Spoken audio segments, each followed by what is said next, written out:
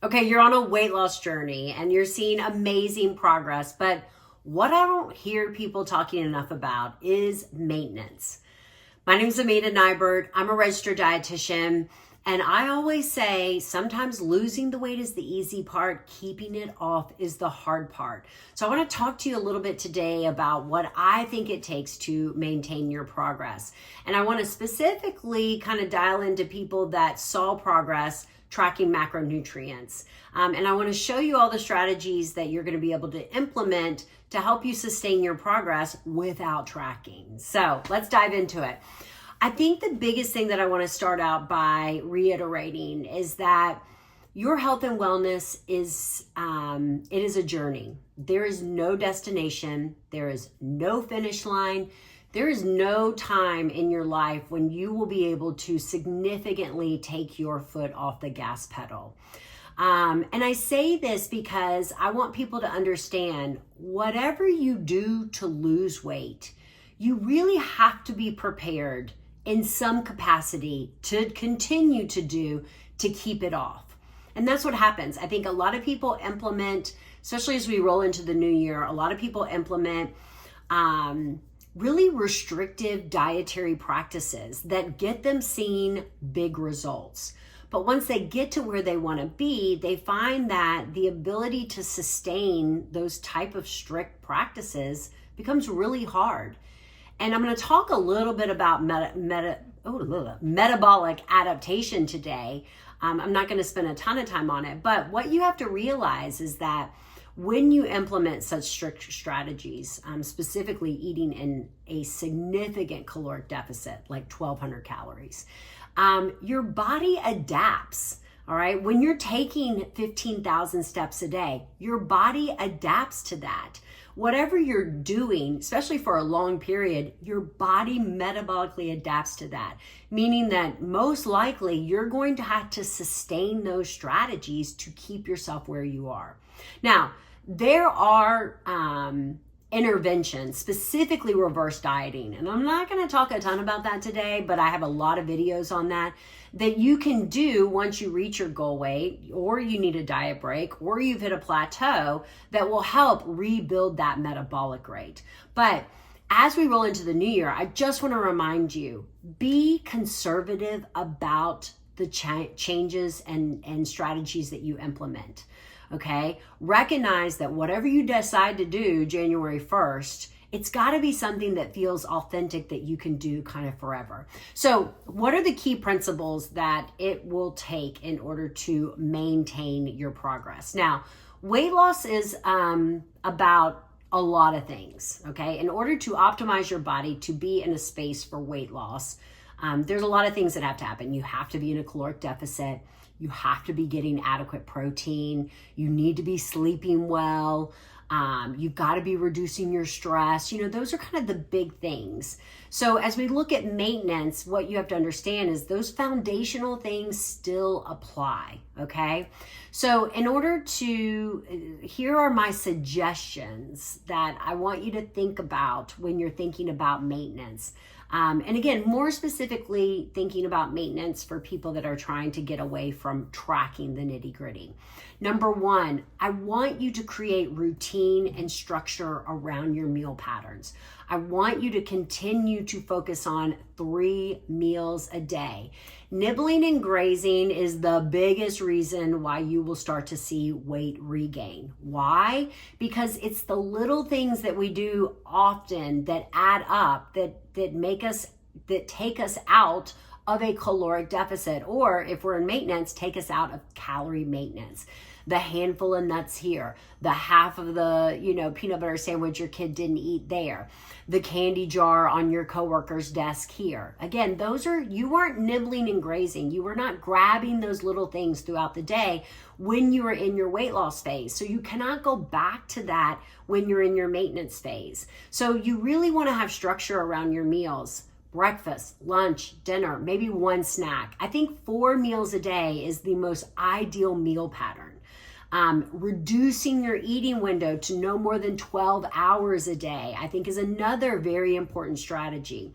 When we reduce our eating window, we give our body time to have that 12-hour fast. which is going to allow us to process the food that we've eaten in the last 24 hours. It's going to allow us to go into somewhat of a deficit. There's going to be periods in which the body is going to have to tap into our fat stores in order to sustain our energy levels, versus if you're eating for 16 hours, 18 hours a day. So create structure, 3 to 4 meals a day, stick to it, and then intermittent fasting for at least 12 hours a day. I like to encourage my clients to, again, think about this structure with their meals in relation to hunger. I always say hunger is like pain, okay? Once you get to the point, because a lot of people will encourage people, oh, be an intuitive eater, only eat when you're hungry. And I find that typically backfires for people. I know for me, I can go almost all day long until maybe 3 or 4 before I actually get hungry, But by the time, 2, 3, 4 rolls around, I'm not hungry. I'm starving. And it's a lot harder for me to address starving with appropriate food choices than it is for me to just eat on a schedule. So in my opinion, you want to stay ahead of hunger. All right. I eat because it is 10 to 12. That's my first meal. I eat because it's 2 to 3. I eat because it's 6 to 8. Again, I recognize that I'm trying to hit specific macros, and these are the time frames in which I'm doing it. If I get to, 2 to 3, that second meal, and I'm not hungry, and so I think I'm going to skip it, then what happens is by the time I get to 4 to 5, I'm starving. So then I get home from work and I start nibbling on pretzels and I start nibbling on this because I got to make dinner. You see what I'm saying? Stay in front of your hunger. Create that structure so that you never get to the point where you're starving, you don't have the right food around you, and you end up making poor food choices. The other important thing for maintenance is macro optimization. All right, especially for those of you that are tracking, the reason why you're so successful at tracking is you're hitting your protein goal. You're in a caloric deficit. Once you stop tracking, number one, hopefully you've created nutritional awareness during that time in which you've tracked. I teach a lot of tracking strategies in my lean program. One of the strategies that I teach is creating your core 4. Okay, and this is actually one of the important strategies for maintenance. You've got to have go-to meals. So while my clients are tracking, I get them to curate their go-to breakfasts, their go-to lunches, and their go-to dinners that they rotate through often. I encourage them to have 10 of each, 10 breakfast options, 10 lunch options, 10 dinner options. And these are 10 options that fit your macros. When you make that taco bowl, it's going to be 500 calories and 40 grams of protein. When you make that pasta dish, it's gonna be 500 calories and 40 grams of protein. So these are things that you don't have to track, you just lean on. All right, so as you go through maintenance, hitting your protein goal is still important regardless of your tracking. So when you look at your macronutrient needs as kind of divided throughout the meals, like for example, my minimum protein goal is 120. If I'm eating 3 meals a day, I've got to make sure that breakfast has 40 grams of protein, lunch has 40 grams of protein, dinner has 40 grams of protein. If I'm eating 4 meals a day, it's 30, 30, 30, 30. Okay, but it's not hard for me to do that because I have this list of curated meals that I lean on. I go to breakfast, I have a 1.5 cups of Greek yogurt with my high protein granola and some blueberries, and boom, I've hit my protein. I know I'm within my caloric value. I know I've hit my protein. So it's still important in that maintenance phase for you to still be aware of your macronutrient needs. To help you ensure that you're able to continue to hit your macronutrient goals, you've got to lean on those core meals, those core 4 meals, those go-to meals. Another important thing for maintenance is hydration, adequate water. A lot of people don't realize that the signal for thirst is the same signal for hunger. So a lot of people are walking around all day long feeling hungry when in reality they're just dehydrated. The other thing that you have to realize is that mild dehydration. I'm not talking about severe dehydration. I'm talking about getting 50 ounces of water a day. Mild dehydration number one, will reduce your overall body's ability to metabolize fat. So it's going to slow down your progress if you're in a weight loss phase. Number two, it actually is going to increase your hunger. It's going to increase your cravings, because remember, those signals are very similar. It's going to reduce your body's ability to eliminate toxins. It's going to increase the likelihood that you have constipation, all of these things. It's all connected. So staying well hydrated is another key to maintenance. It's important for weight loss. It's important for maintenance. So making sure that you're getting adequate fluid throughout the day. Me personally, I think it should be electrolytes. I think electrolyte add-ins are such a great addition to the water in which you're drinking. All right, what else matters, okay? It matters that you focus on a healthy metabolic rate. And how do we make sure that we have a healthy metabolic rate, okay? Again, in order to maintain your weight loss, you gotta have a good metabolism, all right? Some of you are ruining your metabolism at the expense of weight loss. And we can fix that. There's a couple of strategies that you have to implement. So what are things that ensure that you have the highest metabolic rate? Number one, sleep. Sleep is so important. Sleep is important for weight loss. It is important for maintenance. All right. Sleep is important for regulating your hunger hormones. If you get a poor night's sleep, I promise you, your food choices are going to be less than desirable the next day.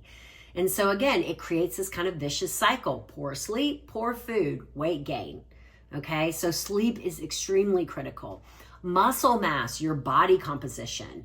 You know, one of the things that I encourage my lean clients to be focused on when we're in that weight loss phase is not so much the number on the scale, but the changes in their body composition. So I'm asking them, get your body composition evaluated at the beginning of the program.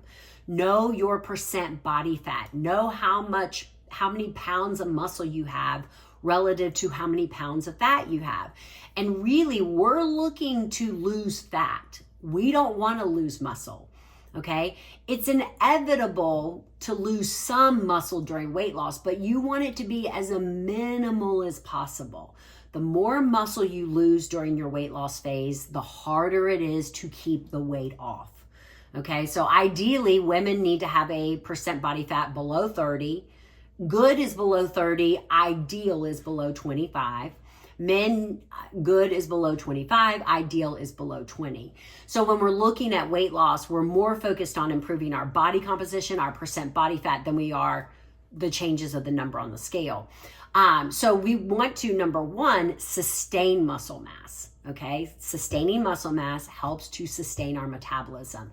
When we're in our weight loss phase, it's very important, in order to sustain muscle mass, you need three big things. You need adequate protein. If you're not eating enough protein, the scale will go down, but it will go down at the expense of muscle. You need strength training. You need weight-bearing exercises. You need strength training, and you need adequate sleep. Okay, those are the big three things that are going to help sustain your muscle mass and or help you build more muscle. But when you're in a maintenance phase, it's more likely for you to be able to add muscle in a maintenance phase when your calories are higher, all right? Because you can't live in a caloric deficit. We're going to talk about the need to reverse diet for maintenance when your calories are higher. So ramp it up. Excuse me. When you get to your goal weight, really push it in the gym. Let's aim to add muscle mass and improve our body composition. This is going to improve your overall metabolic rate. All right. Other things that are going to impact your ability to maintain: alcohol. You know, if you cut out alcohol to once a week for weight loss, you can't go back to drinking 5 days a week. Alcohol significantly impacts your metabolic rate. It slows down your metabolism. It ruins your sleep. It adds extra calories. So again, you still have to be conservative about your alcohol intake. Daily step goal. Again, whatever steps that you took to lose the weight, you have to be prepared to continue to take to keep the weight off, or pretty darn close. You know, the more active you are, the better your metabolic rate is going to be. So increasing your daily steps, whether it be in maintenance, you either sustain your daily steps, But another powerful strategy to help you maintain as you're eating more is to move your body more. So consider even increasing your steps during maintenance. Stress is also a really important thing to think about when it comes to maintenance. You know, everyone has experienced a stressful event in their life. Maybe you've lost a ton of weight and then something happens. And I think that this is basically what most people go through. Is we put a lot of focus on our health and wellness. We're doing a lot of good, and then something happens. Typically, it's a very stressful event. Somebody gets sick, somebody dies, somebody loses a job, somebody gets a divorce, something happens. And it's really that moment, that high level of stress moment, that triggers you to not only have a cortisol issue because you have all this stress flooding your body, but it also triggers you to stop being focused on the small daily habits that you are doing to get success and sustain success. So don't let stress or a stressful event throw you off of your game.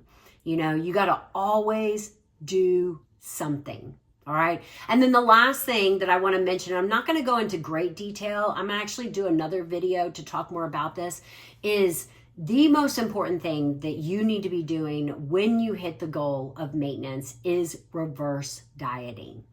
You cannot live in a caloric deficit. So like I said, when you started your weight loss journey, your metabolism is up here. All right. And then you put yourself into a caloric deficit, because we know that in order to lose weight, you have to be in a caloric deficit. The longer you stay in this caloric deficit, the more likely it is that your body adapted, meaning that your metabolic rate adapted down to what you're eating. This is a survival mechanism that humans had in order to sustain as a species. It does not bode well for us now. All right. This is also why people hit plateaus. People reach out to me and say, Amanda, I've been crushing it for the past 6 months. I've lost 30 pounds. I have 30 more pounds to go. I've changed nothing, but I've stopped losing. That's right, because your metabolic rate has adapted. So now, once you have that adaptation, you have to do something different. You either need to burn more calories with more exercise, more walking, or you need to consume less calories. Okay.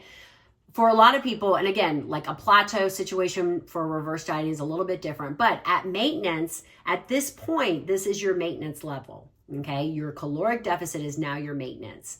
If you do not spend time rebuilding back your calories to a higher level, you are much more likely to gain it back, because it is not likely that you are going to consistently sustain a caloric deficit intake.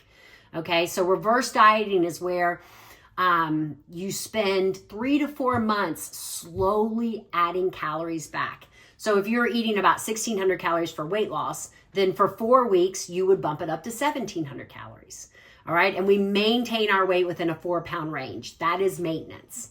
Okay, and then as your body tolerates that extra 100 calories at 1,700, then the next month we take you to 1,800.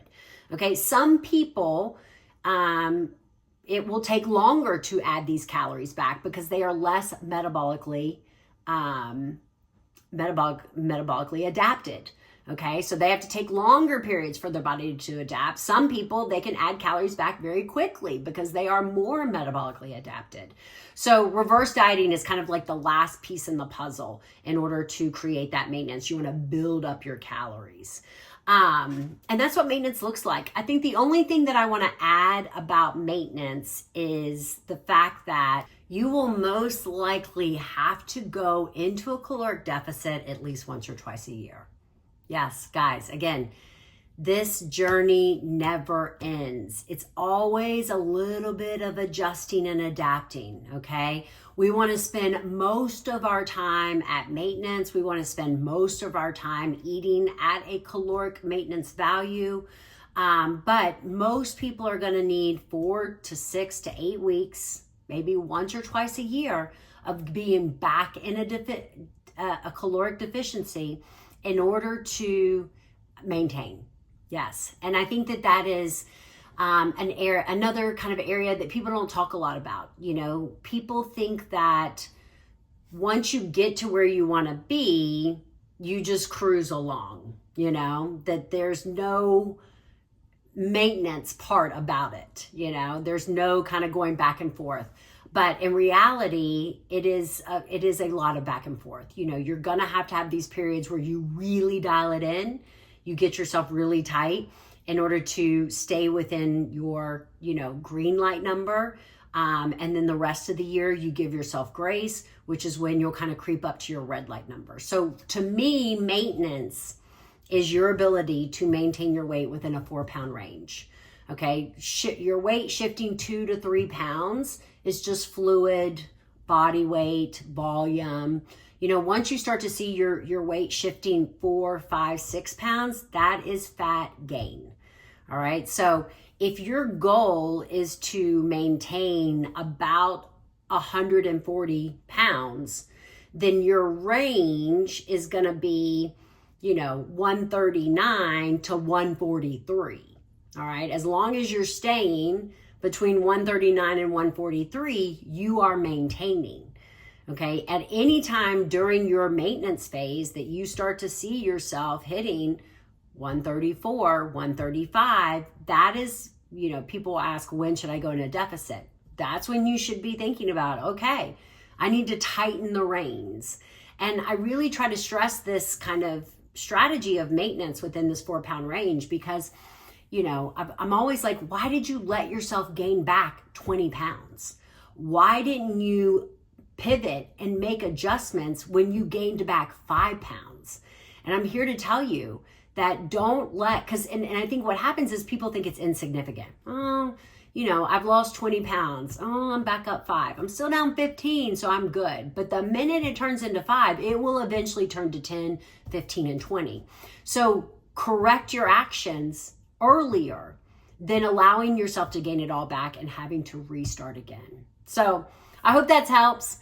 Maintenance is hard. It takes a lot of work. All right. You're working hard to lose the weight. You might even be working hard to sustain it.